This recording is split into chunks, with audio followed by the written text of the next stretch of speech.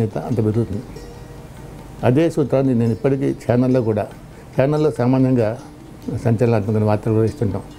తప్పైతే ఒప్పుకోం, కానీ నేను మాత్రం పెద్ద ప్లేట్ వేసి ఇది పొరపాటు నిత్యం, వాస్తవం ఇది కాదు అని అట్లా చేసిన సందర్భాలు చాలా ఉన్నాయి. జర్నలిస్టుగా ఎదురైన సవాళ్లను, ఒత్తిళ్లను నవ్వుతూ ఎదుర్కొన్నారు రామచంద్రమూర్తి. కానీ నైతిక బాధ్యతను వీడి ఒక్క క్షణం కూడా వ్యవహరించలేదు. ఈ క్రమంలో ఉద్యోగాలు తృణప్రాయంగా వదిలేసిన దాఖలాలు ఉన్నాయి. అంతా వార్తలో స్వేచ్ఛ ఉండేది, మంచి టీం కూడా ఉండేది నాకు. అందుకనే దాన్ని 1,5,5,000 నుంచి దాదాపు 5,20,000 దాకా సర్క్యులేషన్ వెళ్ళింది. కానీ ఒక సందర్భంలో నేను రాష్ట్రం అంతా పర్యటించాను 2002లో. పాఠకులతో ముఖాముఖి అనే కార్యక్రమం, అంటే వార్తా సంపాదకుడుగా వార్తా పాఠకుని కలుసుకొని ఆ పత్రిక గురించి ఏమనుకుంటున్నారు, పత్రికలో ఏం లోపాలని అనుకుంటున్నారు, పత్రికలో ఎటువంటి అంశాలు కావాలని కోరుకుంటున్నారు అనే ఒక తెలుసుకునే ప్రయత్నం చేశాను అనమాట. అట్లా దాదాపు అన్ని జిల్లా కేంద్రాల్లో తిరిగాను. లాస్ట్లో తిరుపతిలో దిగి వచ్చేసరికి ఆయన దేవేంద్ర గౌడ్ మీద ఒక వ్యాసం రాసి సిద్ధంగా పెట్టుకున్నారు. ఇది నేను వేస్తాను అని. ఆ వ్యాసం కావాలని రాయించింది ఆయన. దేవేంద్ర గౌడ్ మీద ఏదో కోపమో లేకపోతే ఏదో ఫిర్యాదు ఉండి రాయించిన, ఆయనకి గుణపాఠం చెప్పాలనే ఉద్దేశంతో రాయించిన వార్త. ఆ వార్త వేయద్దు, ఇది నేను ఒప్పుకోను, ఇది వేయటం మంచిది కాదు అని చెప్పాను రాత్రి 10ంటికి. అప్పుడే జన్నత్ హుస్సేన్ కూడా అక్కడే ఉన్నాడు, గిరీష్ సంగీత్ పక్కన. ఎందుకు వచ్చాడు ఆయన.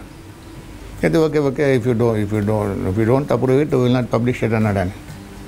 కానీ మన్నాడు నేను ఇంటికి పోయిన తర్వాత మన్నాడు పేపర్లో అది ఉంది, బ్యానర్గా వచ్చింది. అప్పుడు వెంటనే ఆఫీస్కి వచ్చి ఆయనకి కార్ కీస్ ఇచ్చి క్షణం నుంచి నేను రావట్లేదని చెప్పేసి ఇంటికి వచ్చేసాను. దాని తర్వాత సాయిబాబా గారిని పంపించాడు. ఆయన నేను వస్తాను, I will bring you to the office, how can you go like this అది ఇది అన్నాడు. But I never went to the office again. Andhra Jyothi ఒక 18 మాసాలు మూతపడిన తర్వాత ఒక మూతబడిన పత్రికని మళ్ళీ తిరిగి తెరిపించటం, అది ఇదివరకు కంటే కూడా బాగా అది ప్రచారం పొందడం అనేది భారతదేశంలో ఇదే మొదటిసారి. ఆంధ్రబజార్ పత్రిక ఒకసారి మూతబడితే తీర్చారు, కానీ it was only A shadow of what it was. కానీ ఈ ఆంధ్రజ్యోతి మాత్రం అంతకుముందు మూతపడినప్పటికంటే కూడా చాలా బాగా ఇది పేపర్ వచ్చింది. సర్క్యులేషన్ కూడా 5 లక్షలు మించిపోయింది. దానికి కారణం ఏంటంటే అది పూర్తి స్వేచ్ఛ ఉండేది. మేము ఎట్లా అనుకుంటే అట్లా చేయగలిగేవాళ్ళం. నాకు తోడు మా కె శ్రీనివాస్ లాంటి, అల్లనారాయణ లాంటి మిత్రులు సహకారం ఉండేది. రాధాకృష్ణ గారు కూడా అప్పుడు జోక్యం చేసుకున్నారు కదా, మొత్తం నాకు వదిలిపెట్టారు. ఎందుకంటే ఆయన రిపోర్టింగ్ సైడ్ నుంచి వచ్చారు కాబట్టి అప్పటికి ఎడిటర్గా నేను అప్పటికే 2 పేపర్లకు ఎడిటర్ చేశాను కాబట్టి నాకు పూర్తి స్వాతంత్రం ఇచ్చారు. టీమ్ బిల్డప్లో కానీ, టీం నిర్మాణంలో కానీ, లేకపోతే ఈ మొత్తం వార్తా వితరణలో కానీ.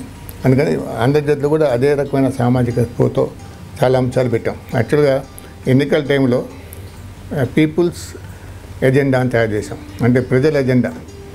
మామూలు అన్ని పార్టీల agenda, CPM agenda, CPI agenda ఉంటుంది కదా, అట్లాగే మేనిఫెస్టో, పీపుల్స్ మేనిఫెస్టో ఎజెండా కాదు.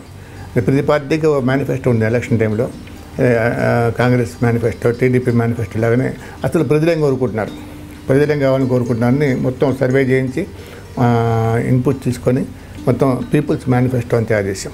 అది ఒక కొత్త ప్రయోగం ఆ రోజుల్లో. అటువంటి కార్యక్రమాలు కూడా చాలా ప్రయోగాలు చేసాం.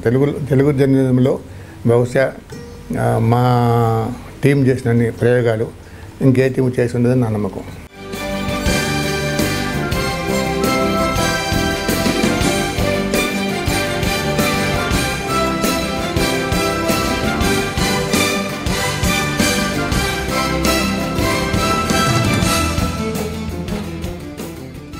పల్లవిస్తున్న ప్రతి ఉద్యమాన్ని దగ్గరగా చూశారు. తెలంగాణ ప్రత్యేక రాష్ట్రం డిమాండ్ బలంగా వినిపిస్తున్న తరుణం తెలుగువారు రెండుగా చీలిపోయి ఆవేశకావేశాలు ప్రదర్శిస్తున్న వేళ కె రామచంద్రమూర్తి ఆధ్వర్యాన హెచ్ఎంటీవీ నిర్వహించిన దశా దిశ కార్యక్రమం నవీనమైంది, సాహసోపేతమైంది. జనం సమస్యలపై వారి మధ్య నడిచిన సందర్భం ప్రజల గొంతుకలు స్వేచ్ఛగా ప్రపంచంపైన పతంగాల్లా విహరింపచేసిన ప్రయత్నమది. తెలంగాణలో తెలంగాణవాదం, ఆంధ్రలో సమైక్యవాదం నాయకులు వినిపిస్తున్న సందర్భంలో ఒక ఆంధ్ర ప్రాంతంలో కార్యక్రమం పెట్టినప్పుడు తెలంగాణ నుంచి ఒక తెలంగాణవాదిని తీసుకుపోయి వాళ్ళు అంత కోపంగా ఉన్నా ఆవేశంగా ఉన్నా సరే వాళ్ళని శాంతపరిచి తెలంగాణవాదాన్ని అరగంట సేపు వినిపించడం. అట్లాగే తెలంగాణ ప్రాంతంలో సమావేశం పెట్టినప్పుడు తెలంగాణలో ఇంకా ఎక్కువ ఆవేశం ఉండేది, ఇంకా ఎక్కువ కోపంగా ఉండేవాళ్ళు. ఆయన కూడా వాళ్ళని శాంతింపజేసి ఆంధ్ర నుంచి ఒక పెద్ద మనిషిని పిలిపించి సమైక్యవాదం వినిపించడం. ఇదైనా చాలా సాహసంతో కూడిన పని ఇది. ఆయన కూడా ప్రజలు మన్నించారు, గౌరవించారు. అక్కడక్కడ కుర్చీలు చెప్పులు పడ్డా కూడా మొత్తం ఆ సందర్భాన్ని మనం గుర్తుపెట్టుకుంటే ఇవి చిన్న చిన్న సంఘటనలు చెప్పుకోవచ్చు. అసలు చాలామంది చూసేది ఏంటంటే ఈ మూర్తి గారిని ఎప్పుడు కొడతారా అనే ఉద్దేశంతో చూసేవాళ్ళు, కానీ అంత ఆసక్తిగా అంత ఉత్కంఠ చూసేవాళ్ళు. ఎప్పుడు తన్ను తింటాడు వీడు అనే ఉద్దేశం, అంత టెన్షన్గా ఉండేది. అటువంటి కార్యక్రమం అనేది దానివల్ల ఏంటంటే ఫర్ ఎగ్జాంపుల్ విశాఖపట్నంలో వాల్తేరులో ఆంధ్ర యూనివర్సిటీ సెనేట్ హాల్లో మీటింగ్ జరుగుతుంటే ఈ కెంచి ప్రొఫెసర్ హరగోపాల్ గారు వచ్చి అక్కడ తెలంగాణ వాళ్ళు వినిపించారు. ఆయన మాట్లాడిన తర్వాత చివరిలో 1:30 నుంచి 2 దాకా మాట్లాడారు. ఆయన మాట్లాడి కూర్చున్న తర్వాత 2 నుంచి 3 దాకా అన్ని ప్రాంతాల నుంచి వచ్చిన ఫోన్ కాల్స్కి రిప్లై ఇవ్వడం సరిపోయింది ఆయనకి. ఎప్పుడు తెల్లవారుజామున 2 నుంచి 3 వరకు అంతమంది 2 దాకా చూసేవాళ్ళు, 3 దాకా మాట్లాడేవాళ్ళు. అంత యానిమేటెడ్గా ఉండేది వాతావరణం కూడా, అట్లా అంత ఆవేశపూరితంగా ఉండేది. చాలామంది అందుకనే అప్పుడు హెచ్ఎంటీ అనేది it has become a house hold name and I have become a sort of celebrity. ఇప్పుడు నేను బయటికి పోతే అక్కడ 4 పలకరిస్తారు ఎక్కడ పోయినా, ఎక్కడ ఆగినా. దానికి కారణం ఏంటంటే ఆ దశాదిశ కార్యక్రమం హెచ్ఎంటీ.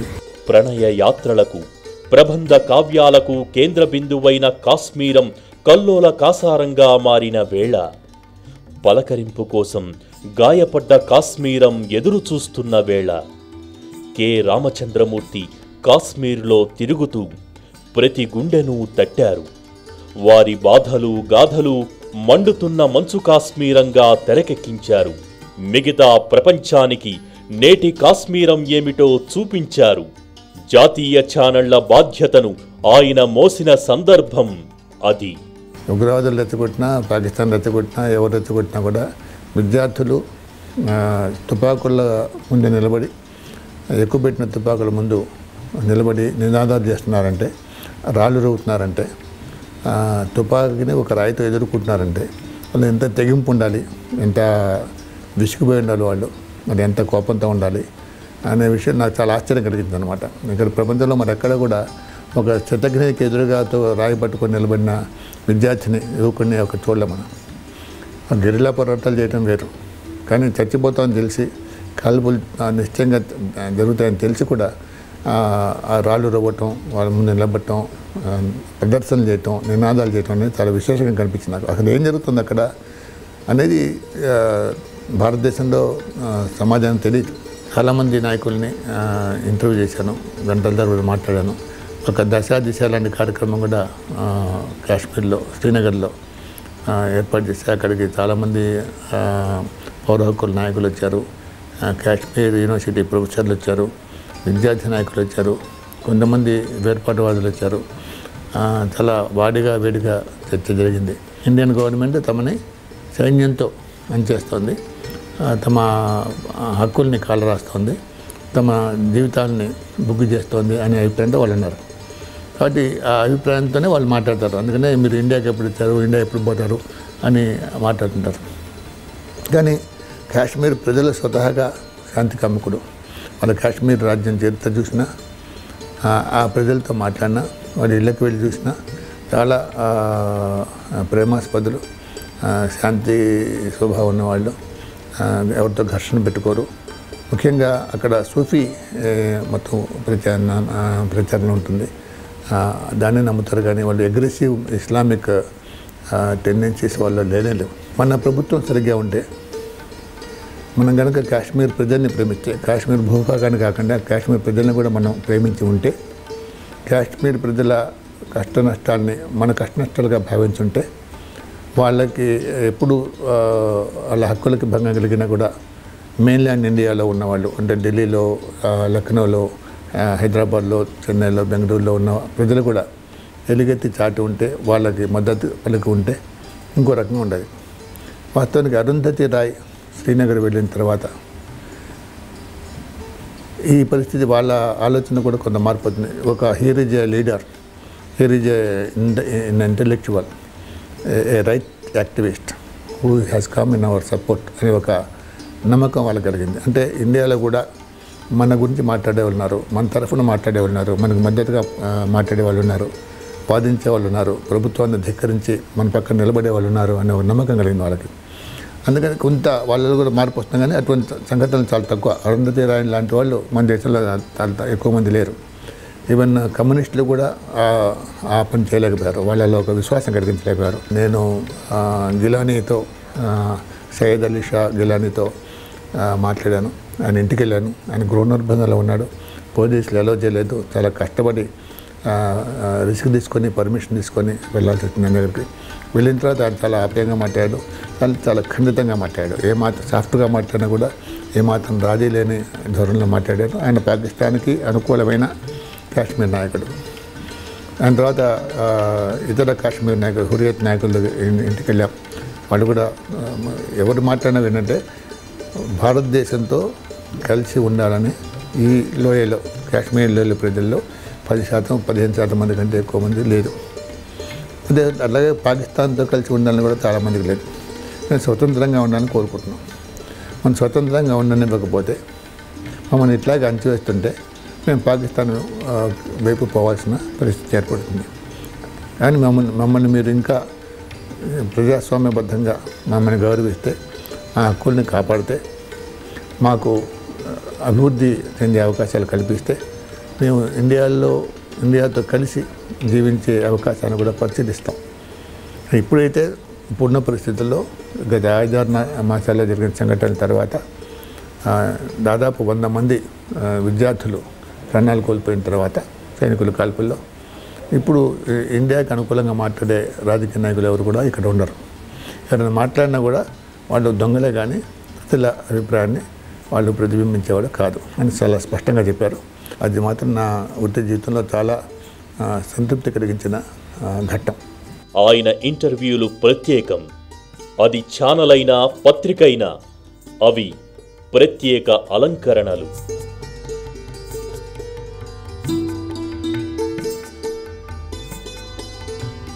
మంచి జర్నలిస్టుగా స్థిరపడేందుకు తనకు మనసైన కవితా రచనకు స్వస్తి పలికారు. 7th క్లాస్ 8th క్లాస్లోనే మేము పద్యాలు రాసేవాళ్ళం. అంత ఇంట్లో కూడా మా చెల్లెలు, మా లీలమ్మ, ఆమె కూడా తెలుగు సాహిత్యం అంటే ఇష్టం. మేము ఇంట్లో ఉన్నప్పుడు కూడా పేరడీలు రాయటం, అదే పద్యాలు గుక్కబట్టి ఏకబిగిన పద్యం చదవటం, బండన్న భీముడు అర్థజనాన్ని మొత్తం పద్యం అంతా ముక్కు తిప్పుకొని చదవటం, ఇట్లాంటి పనులు చేస్తున్నవాళ్ళం. అంటే సాహిత్యం అంటే చిన్నది ఇష్టం. దాని తర్వాత కథలు రాయటం, పద్యాలు రాయటం చేసినా కూడా దాని తర్వాత క్రమంగా ఏమైందంటే, ఒక జర్నలిజంలోకి వచ్చిన తర్వాత వాస్తవిక ప్రపంచం తెలిసిన తర్వాత కాల్పనిక ప్రపంచంలో విహరించటం మానుకోవాలి అని నిర్ణయించాను. అంటే ఒక జర్నలిస్ట్గా రాణించాలంటే ఈ కవిత్వాలు, ఈ కాకరకాయలు మనకు అనవసరం.